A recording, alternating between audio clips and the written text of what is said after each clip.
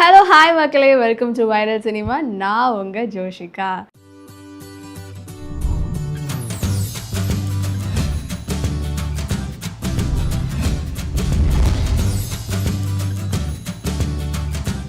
So இன்றைக்கி ஒரு first அப்டேட்டே ஒரு சூப்பரான விஷயம் கூட சொல்லலாம். அதுவும் மெயினாக வந்துட்டு சூர்யா ஃபேன்ஸுக்கு ஒரு பெரிய ட்ரீட்டுன்னு கூட சொல்லலாம்.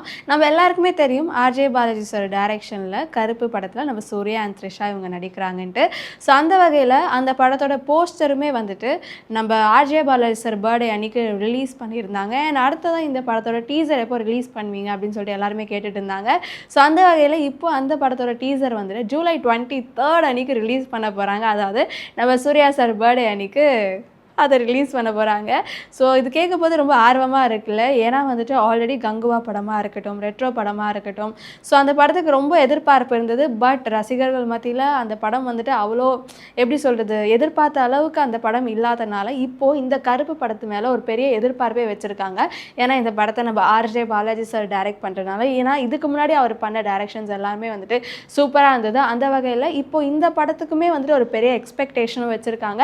அண்ட் இந்த படத்தோட கான்செப்ட்டுமே வந்துட்டு ஒரு மாதிரி டிஃப்ரெண்ட்டாக இருந்தது. அதாவது சூர்யாவே வந்துட்டு 2 ரோல் மாதிரியும், அதில் ஒருத்தர் வந்துட்டு ஒரு நார்மல் மனிதன் ஆகவும், இன்னொரு சைடு வந்துட்டு கடவுளே வந்துட்டு அட்வொகேட்டாக வந்து நிறைய பேருக்கு ஹெல்ப் பண்ணால் எப்படி இருக்கும், ஸோ அந்த மாதிரி இருக்க போது. அந்த வகையில் இந்த படத்துக்கு ஒரு பெரிய எக்ஸ்பெக்டேஷன்ஸே இருக்குது. இந்த படம் எப்போ ரிலீஸ் ஆகும்னு சொல்லிட்டு எல்லாருமே ரொம்ப ஆர்வமாக காத்துட்ருக்காங்க. அடுத்ததான் நான் ஒரு டேக்லைன் சொல்கிறேன். ஸோ என்னன்னு பார்த்தீங்கன்னா, why blood same blood.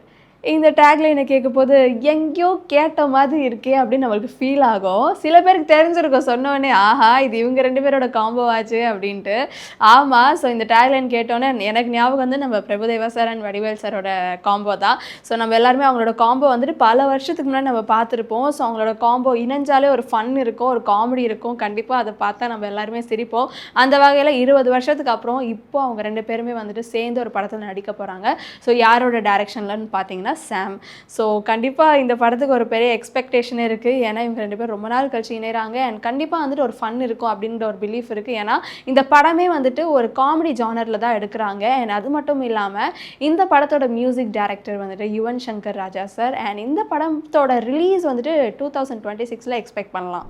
K J Balasubramanian டைரக்ஷனில் ஆல்ரெடி ரிலீஸ் ஆன படம் தான் பிளாக். ஸோ அந்த படத்தில் ஜீவா நடிச்சிருக்காங்க. நம்ம எல்லாருக்குமே தெரியும் அந்த படம் வந்துட்டு ஒரு சூப்பர் ஹிட் ஆச்சு. ஏன்னா வந்துட்டு அந்த கதையை ஒரு மாதிரி வித்தியாசமாக நல்லா இருக்கும். ஏன்னா நம்ம மாநாடு படத்து மாதிரி இதுவும் வந்துட்டு ஒரு மாதிரி லூப்பாகவே போயிட்டுருக்கோம். ஸோ அந்த காம்போ வந்துட்டு திருப்பி இணைய போகிறாங்க. ஜீவா 46 படத்தோட டைரக்டர் நம்ம கேஜி பாலசுப்ரமணியம் தான். ஸோ அந்த காம்போ திருப்பி இணைய போகிறாங்க. ஸோ அந்த படத்தோட பூஜா செரமனியும் நல்லபடியாக முடிஞ்சிருக்கு. ஸோ அந்த பூஜா செரமனி நல்லபடியாக முடிஞ்சிருக்குன்னா அதுக்கு காரணம் நம்ம விஷால் சார் தான். ஸோ அவங்க வந்துட்டு சீஃப் கெஸ்ட்டாக வந்து நல்லபடியாக அந்த பூஜாவை நடத்தி கொடுத்துருக்காங்க. ஸோ நம்ம ஜீவா சொல்லவே தேவையில்லை, அவங்க ஆக்டிங் வந்துட்டு செம்மையாக இருக்கும். அவர் நிறைய படம் நடிச்சிருக்காரு. ஸோ நம்ம ஜீவான்னு சொன்னாலே நம்மளுக்கு ஞாபகம் வர அந்த ஒரு படம் SMS, சிவா மனசில் சக்தி. ஆனால் நிறைய மீம்ஸில் வந்துட்டு சொன்னது என்னென்னா சக்தி மனசில் தான் சிவான்கிற மாதிரி சொல்லியிருப்பாங்க. ஆக்சுவலி அந்த படமும் அப்படி தான் இருக்கும், செம்மையாக இருக்கும். ஏன்னா அது மட்டும் இல்லாமல் என்றென்றும் புன்னகை, நண்பன்ட்டு நிறைய படத்தில் அவர் நடிச்சிருக்காரு. இப்போ வந்துட்டு அடுத்ததாக ஜீவா 46 இந்த படம் வந்துட்டு அவங்களுக்கு நல்லபடியாக அமையணும். ஏன்னா அந்த காம்போ ஆல்ரெடி ஒரு பெஸ்ட் படத்தை கொடுத்துருக்காங்க. ஸோ இப்போ வர இந்த படமும் வந்துட்டு நல்லபடியாக நல்லா பெஸ்ட்டாக ஹிட்டாக வரும்னு சொல்லிட்டு நிறைய பேருக்கு எதிர்பார்ப்பு இருக்குது. ஏன்னா ஆல்ரெடி அவர் கொடுத்த அந்த படம் அப்படி இருந்துச்சு. சங்கர் சார் டைரக்ஷனில் 1996 ரிலீஸ் ஆன படம் தான் இந்தியன். ஸோ இந்த படத்தை பார்த்துட்டு ரசிகர்கள் மத்தியில் அந்த படத்துக்கு ஒரு பெரிய வரவேற்பு இருந்தது. அண்ட் அந்த படம் வந்துட்டு ஒரு பெரிய ஹிட் ஆச்சுன்னு கூட சொல்லலாம். அண்ட் ரொம்ப இம்பாக்ட்ஃபுல்லாக இருந்ததுன்னு கூட சொல்லலாம். அந்த வகையில் இந்த படத்தோட நெக்ஸ்ட் பார்ட், அதாவது இந்தியன் 2 எப்போ வரும்னு சொல்லிட்டு ரொம்ப எல்லாருமே எதிர்பார்த்துட்டு இருந்தாங்க. அண்ட் இந்தியன் 2 படமும் 28 வருஷத்துக்கு அப்புறம் 2024 ரிலீஸ் ஆச்சு.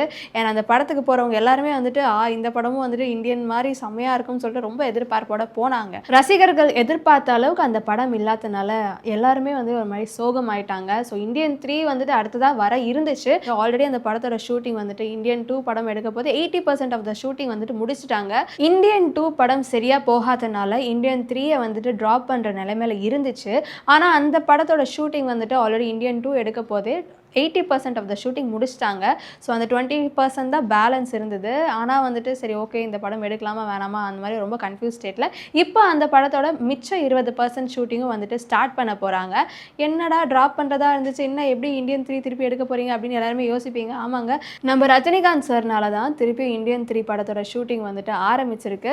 ஸோ அவர் என்ன சொல்லியிருப்பாரு, என்ன பண்ணியிருப்பாரு, எதனால திருப்பி இது ஆரம்பிச்சிருக்குங்க இன்ஃபர்மேஷன் வந்துட்டு நான் உங்களுக்கு கரெக்டாக உங்களுக்கு கலெக்ட் பண்ணி நான் சொல்கிறேன். ஆனால் இப்போ இந்தியன் 3யோட ஷூட்டிங் திருப்பி ஆரம்பிச்சிருக்குன்னா அதுக்கு காரணம் நம்ம ரஜினிகாந்த் சார் தான். செல்வராகவன் சார் டைரக்ஷனில் 2004 ரிலீஸ் ஆன படம் தான் 7G ரெயின்போ காலனி. ஸோ இந்த படம் ரிலீஸ் ஆன அப்போது எல்லாருமே வந்துட்டு என்ன படம்டா இதுங்கிற மாதிரி தான் யோசிச்சாங்க. ஏன்னா அவ்வளோ ஹிட்டு கொடுத்த ஒரு படம். எப்படி சொல்கிறது, அந்த படத்துக்கு ரசிகர்கள் மத்தியில் ஒரு பெரிய வரவேற்பு இருந்ததுன்னு கூட சொல்லலாம். அந்த படத்தில் இருக்க அந்த சீன்ஸாக இருக்கட்டும், அந்த கதையாக இருக்கட்டும், அந்த சீன்ஸ்க்கு ஏற்ற மாதிரி அந்த பிஜிஎம்மாக இருக்கட்டும், அவங்க ஆக்டிங்காக இருக்கட்டும், அந்த பாட்டாக இருக்கட்டும், எல்லாமே வந்துட்டு ஒரு மாதிரி நம்ம நாடி நெரும்புக்குள்ளே போயிட்டு ஒரு மாதிரி பண்ண ஒரு படம்னு கூட சொல்லலாம். மெயினாக அதில் வர சீன்ஸாக இருக்கட்டும், அதில் சோனியா அகர்வாலுக்கு ஆக்சிடெண்ட் ஆகும். அந்த சீன்லாம் பார்க்கும்போது நல்லா பயந்துட்டு ஆக்சிடெண்ட்லாம் இப்படியாக இருக்குங்கிற மாதிரிலாம் ஐயோ என்னெல்லாம் தூக்கி வாரி போட்ட ஒரு படம்னு கூட சொல்லலாம். ஒரு மாதிரி எமோஷ்னலாக நிறைய பேர் கனெக்ட் ஆகிருக்கும். ஸோ அந்த வகையில் இப்போது 7G ரெயின்போ காலனி 2 எப்போ வரும் அப்படின்னு சொல்லிட்டு எல்லாருமே எதிர்பார்த்துட்டு இருந்தோம். ஏன்னா 7G ரெயின்போ காலனி அந்த படம் வந்துட்டு எல்லாரும் மனசுலேயும் அப்படியே தங்க வச்ச ஒரு படம் கூட சொல்லலாம். இப்போ 7G ரெயின்போ காலனி 2 எப்போ வரும் அப்படின்னு எதிர்பார்த்து இருந்த பட்சத்தில் இப்போது அந்த படமும் நவம்பரில் ரிலீஸ் ஆக போது. அந்த படத்தோட ஷூட்டிங்ஸ் எல்லாமே முடிஞ்சிருச்சு. ஸோ அந்த படத்தில் நம்ம கதிர் அவங்களும் நடிக்கிறாங்க. அந்த படத்தில் சோனியா அகர்வால் மேம்க்கு பதில் இப்போது அனஸ்வரா அவங்க நடிக்க போகிறாங்க. 7G ரெயின்போ காலனி 2 இந்த படம் எந்த அளவுக்கு இம்பேக்ட்ஃபுல்லாக இருக்க போகுது, இந்த படத்தோட கான்செப்ட் எப்படி இருக்க போகுது, 7G ரெயின்போ காலனி எப்படி இருந்ததோ அதே மாதிரி தான் பார்ட் 2 இருக்க போதா அப்படின்னு சொல்லிட்டு நிறைய எதிர்பார்ப்பு இந்த படத்துக்காக இருக்குது. இந்த படத்தில் சாங்ஸாக இருக்கட்டும், பிஜிஎம்ஸாக இருக்கட்டும், இந்த படம் எந்த அளவுக்கு நம்மளுக்கு கனெக்ட் ஆக போகுதுன்னு சொல்லிட்டு எல்லாருமே ரொம்ப ஆர்வமாக காத்துட்ருக்காங்க. ஸோ இந்த படத்தோட டீசர் வந்துட்டு எப்போ ரிலீஸ் ஆகும் எல்லாருமே காத்துட்ருக்கோம். பட் டீசர் எப்போ ரிலீஸ் ஆக போகுதுன்னு அஃபிஷியலாக வந்துட்டு டேட் அனௌன்ஸ் பண்ணல. பட் கூட சீக்கிரத்தில் ரிலீஸ் ஆக போகுது. இந்த படம் வந்துட்டு வேர்ல்டு வைடாக தியேட்டரில் வந்துட்டு நவம்பரில் ரிலீஸ் ஆக போகிறதா ஒரு இன்ஃபர்மேஷன் வந்திருக்கு. பட் இது எந்த அளவுக்கு உண்மைன்னு தெரியல. இந்த படத்தை பற்றின அப்டேட்ஸ் அண்ட் அனௌன்ஸ்மெண்ட் வந்தால் மட்டும் தான் நம்மளுக்கு தெரியும். அடுத்ததாக பாண்டிராஜ் டைரக்ஷனில் தலைவன் தலைவி படத்தில் நம்ம நித்யா மேனன் அண்ட் விஜய் சேதுபதி சார் நடிச்சிருக்காரு. ஸோ இந்த படம் ஒரு மாதிரி எப்படி சார் ஃபேமிலி ஓரியன்ட் மூவியாக இருக்க போது மெயினாக வந்துட்டு ஹஸ்பண்ட் அண்ட் ஒய்ஃப் பார்த்தே ஆகணுங்க அப்படிங்கிற மாதிரி சொல்லியிருக்காங்க. மெயினாக இந்த படம் ஹஸ்பண்ட் அண்ட் ஒய்ஃப்னு கூட சொல்லலாம். இப்போ ரீசெண்டாக அந்த படத்தோட ஆடியோ லான்ச்சும் நடந்தது. ஸோ அந்த ஆடியோ லான்ச்சில் நம்ம நித்யா மேனன் அண்ட் விஜய் சேதுபதி சார் க்யூட்டாக அந்த பாட்டுக்கு டான்ஸ் ஆடி அந்த வீடியோ வந்துட்டு ரொம்ப வைரலாக போச்சு. பாண்டிராஜ் சார் கூட ஒரு இன்டர்வியூவில் சொல்லியிருப்பாங்க, Vijay Sethupathi sir and Nithya Menon ma'am வந்துட்டு அவங்க ஹஸ்பண்ட் அண்ட் ஒய்ஃபாக நடிக்கல, ஹஸ்பண்ட் அண்ட் ஒய்ஃபாக வாழ்ந்துருக்காங்க அப்படின்னு சொல்லுவாங்க. விச் மீன்ஸ் ரொம்ப க்யூட்டாக இருந்தது அப்படின்ட்டு சொல்லியிருப்பாங்க. ஸோ அந்த பட்சத்தில் இந்த படம் எப்போ ரிலீஸ் ஆகும், எப்போ பார்க்கலான்னு சொல்லிட்டு ரொம்ப ஆர்வமாக இருக்குது. மெயினாக ஹஸ்பண்ட் அண்ட் ஒய்ஃப்ஸ் பார்க்கலாம். ஸோ அவங்களுக்கு ஏற்ற மாதிரி ஒரு கதையாக இருக்கும்னு சொல்லியிருக்காங்க. வேர்ல்டு வைடாக இந்த படம் ஜூலை 25 அன்னைக்கு ரிலீஸ் ஆக போகுது. இந்த படத்தோட ட்ரைலர் ஜூலை 17 அன்னைக்கு ரிலீஸ் ஆக போகுது. மறக்காமல் எல்லாருமே பாருங்கள். பிரேம்குமார் டைரக்ஷனில் ஆல்ரெடி ரிலீஸ் ஆன படம் தான் 96 மேயழகன் படம். ஸோ 2 படமே வந்துட்டு ஒரு சூப்பர் ஹிட்டுன்னு கூட சொல்லலாம். 96 படம் சொல்லவே தேவையில்லை. அதில் வர பிஜிஎம்மாக இருக்கட்டும், சாங்ஸாக இருக்கட்டும், சீன்ஸாக இருக்கட்டும், அந்த கதையாக இருக்கட்டும், நம்ம த்ரிஷா மேம் ஆக்டிங்காக இருக்கட்டும், விஜய் சேதுபதி சாரோட ஆக்டிங்காக இருக்கட்டும், எல்லாமே வந்துட்டு செம்மையாக இருக்கும். ஏன்னா அது மட்டும் இல்லாமல் அந்த படத்தில் நம்ம விஜய் சேதுபதி சார் நம்ம த்ரிஷாக்காக வெயிட் பண்ணுறதா இருக்கட்டும், த்ரிஷாவுக்கு கல்யாணம் ஆகிறதெல்லாம் ஓரமாக நின்று பார்க்குறது உள்ள ஒரு கஷ்டம் இருந்தாலுமே வெளில ஒரு மாதிரி ஓகே நான் லவ் பண்ண பொண்ணு சந்தோஷமாக இருக்கான்ட்டு அவங்க சந்தோஷப்படுற அந்த விஷயம்லாம் ஒரு மாதிரி க்யூட்டாக இருக்கும். மேயழகன் படமும் வந்துட்டு நம்ம கார்த்திக் அண்ட் அரவிந்த் சாமி நடிச்சிருப்பாங்க. ஸோ அந்த படம் ஸ்லோவாக போனாலுமே அந்த படம் ஒரு மாதிரி எப்படி சொல்கிறது செம்மையாக இருக்கும்னு சொல்லலாம். அந்த எண்டிங் வந்துட்டு ஒரு மாதிரி கண் கலங்க வைக்கிற ஒரு சீனாக கூட இருந்ததுன்னு சொல்லலாம். அந்த பட்சத்தில் இந்த 2 படமே செம்ம ஹிட் ஆச்சு. இப்போது நம்ம பிரேம்குமார் நம்ம விக்ரம் சாரை வச்சு அடுத்த படம் பண்ண போகிறாங்க. அதாவது விக்ரம் 63. அப்போ யோசிச்சு பாருங்கள், அவர் கூட 2 படமே வந்துட்டு செம்மையாக இருந்தது. அப்போ விக்ரம் சாரோட எடுக்க போகிற அந்த படம் எப்படி இருக்கும் யோசிச்சு பாருங்களேன். இதுவும் வந்துட்டு செம்மையாக இருக்கும்ல. ஏன்னா அவர் ஆல்ரெடி ஒரு பெரிய எக்ஸ்பெக்டேஷன் நம்மளுக்கு கொடுத்துட்டாரு. அதாவது 96 மேயழகன் போன்ற நல்ல படங்கள்லாம் நம்மளுக்கு கொடுத்துட்டு அடுத்ததாக விக்ரம் சாரோட அவர் பண்ண போகிறாரு. ஸோ அந்த படத்துக்கு நம்ம பெருசாக எக்ஸ்பெக்டேஷன் வச்சுருப்போம்ல. ஸோ நம்ம எக்ஸ்பெக்டேஷனை பூர்த்தி பண்ணுற மாதிரி தான் அந்த படமும் இருக்கும் அப்படின்னு நான் நினைக்கிறேன். ஸோ அந்த படத்தை ப்ரொடியூஸ் பண்ணுறது நம்ம வீல்ஸ். நம்ம எல்லாருக்குமே தெரியும் சரோஜாதேவி மேம் 87 வயசில் வயது மூப்பு காரணமாக அவங்க காலமாயிட்டாங்க. ஸோ இந்த விஷயம் தமிழ் சினிமா இண்டஸ்ட்ரி மட்டும் இல்லாமல் இல்லாமல் ஹோல் சினிமா இண்டஸ்ட்ரியே வந்துட்டு சோகத்துக்குள்ளே கொண்டு வந்திருக்கு. ஸோ அவங்க காலமான பிறகுமே வந்துட்டு அவங்களோட இரு கண்களை வந்துட்டு 2 குழந்தைங்களுக்கு தானம் செஞ்சுருக்காங்க. ஸோ தானம் செஞ்சு அந்த கண்ணுமே வந்துட்டு அந்த 2 குழந்தைங்களுக்கு பொருத்தப்பட்டிருக்கு. 87 வயசு ஆகியுமே அவங்களோட கண்கள் வந்துட்டு நல்ல நிலைமையில இருக்கிறதாக டாக்டர் வந்துட்டு சொல்லியிருக்காங்க. அடுத்ததா விஷால் ப்ரெஸ் மீட்டில் சொன்ன ஒரு விஷயம்தான். அதாவது இது சொல்லாமல் வேணாமல் எனக்கு தெரியல, நீங்கள் என்னை தப்பாக நினச்சிட்டாலும் பரவாயில்ல அப்படின்ட்டு நம்ம விஷால் சார் சொன்ன ஒரு விஷயம் என்னன்னா, ஒரு படம் ரிலீஸ் ஆன உடனே ரிவ்யூவர்ஸ் எல்லாருமே மைக்கை நீட்டிக்கிட்டு வந்துடுறாங்க அப்படிங்கிற மாதிரி சொல்லியிருக்காங்க. அண்ட் நீங்கள் படம் ரிலீஸ் ஆகி 2 நாள் கழித்து ரிவ்யூஸ் எடுங்க, இல்லைனா ரோட்லையாவது அதாவது தேட்டர் வாசல் எடுக்காமல் ரோட்டில் போய் கூட நீங்கள் ரிவ்யூஸ் எடுத்துக்கோங்க அப்படின்னு சொல்லியிருக்காங்க. இவங்க எந்த இன்டென்ஷனில் சொன்னாங்கன்னு தெரியல.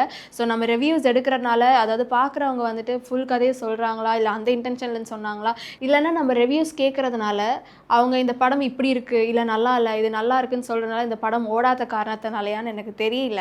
நீங்கள் டிக்கெட் வாங்கிட்டு உள்ளே வந்துட்டு படம் பார்த்துட்டு நீங்கள் அந்த மைக்கை நீங்கள் நீட்டிட்டு உங்கள் கருத்தை நீங்கள் சொல்லிவிடுங்க. ஆனால் தயவு செஞ்சு அவங்கள ஒரு 3 days மட்டும் வெளியில் தப்பாக நினைக்க வேணாம். உள்ளார ப்ரெமிசஸ் இல்லாமல் வெளியில் அவங்கவுங்க வண்டி வாகனத்தில் ஏறி வெளியில் போகும்போது நீங்கள் அவங்கள போய் நீங்கள் வெளியில் கேட்டுக்கோங்க. அவங்களோட ரிவ்யூ கேட்க வேணான்னு நான் சொல்ல, வெளியில் கேளுங்க. இது எப்படி இருந்தாலுமே ஸ்பாய்லர் ஆகணும்னு இருந்தால் கண்டிப்பாக ஸ்பாய்லர் ஆக தான் செய்யும். பிகாஸ் எல்லாருமே வந்துட்டு ஒரு வீட்டுக்கு ஒரு யூடியூப் சேனல் வச்சுருக்காங்க. ஸோ படம் பார்த்துட்டு நாங்கள் ரிவ்யூ எடுக்கிறதுனால அவங்க சொல்லணும்னு கிடையாது, அவங்க வீட்டுக்கு போயிட்டு கண்டிப்பாக ரிவ்யூ கொடுக்க தான் செய்வாங்க. இன்ஸ்டாகிராம் பேஜ் இருக்குது. ஸோ இவங்க எந்த இன்டென்ஷனில் சொன்னாருன்னு தெரியல. மைட் பி விஷால் சார் இதெல்லாம் யோசிக்காமல் கூட சொல்லியிருக்க வாய்ப்பு இருக்குது. அண்ட் இது மட்டும் இல்லாமல் இன்னும் பல விஷயங்கள்லாம் நம்ம விஷால் சார் சொல்லியிருக்காரு. என்னன்னு பார்த்தீங்கன்னா, நடிகர் சங்கம் கட்டடம் வேலையெல்லாம் வந்துட்டு சிறப்பாக போயிட்டுருக்கு. கார்த்திக் சாரும் அடிக்கடி டைம் இருக்க போதெல்லாம் வந்துட்டு அந்த வேலையை போய் பார்த்துப்பாரு, அந்த கன்ஸ்ட்ரக்ஷன் அதாவது சூப்பர்வைஸ் பண்ணியிருப்பாரு. அதன் வகையில் நம்ம விஷால் சாரும் வந்துட்டு டைம் இருக்க போதெல்லாம் அந்த இடத்த போயிட்டு சூப்பர்வைஸ் பண்ணுவாங்க. அண்ட் 2.5 மாசத்துல இந்த கன்ஸ்ட்ரக்ஷன் வேலையெல்லாம் முடிஞ்சு அந்த நடிகர் சங்கம் கட்டடத்தை ஓப்பன் பண்ண போகிறாங்க. அண்ட் அது மட்டும் இல்லாமல் ஆகஸ்ட் 29 நம்ம விஷால் சார் பர்த்டே அன்னைக்கு ஒரு பெரிய அனௌன்ஸ்மெண்ட் காத்துட்ருக்கு அப்படின்னு நம்ம விஷால் சாரே ஓப்பன் டாக்காக சொன்ன ஒரு விஷயம் தான்.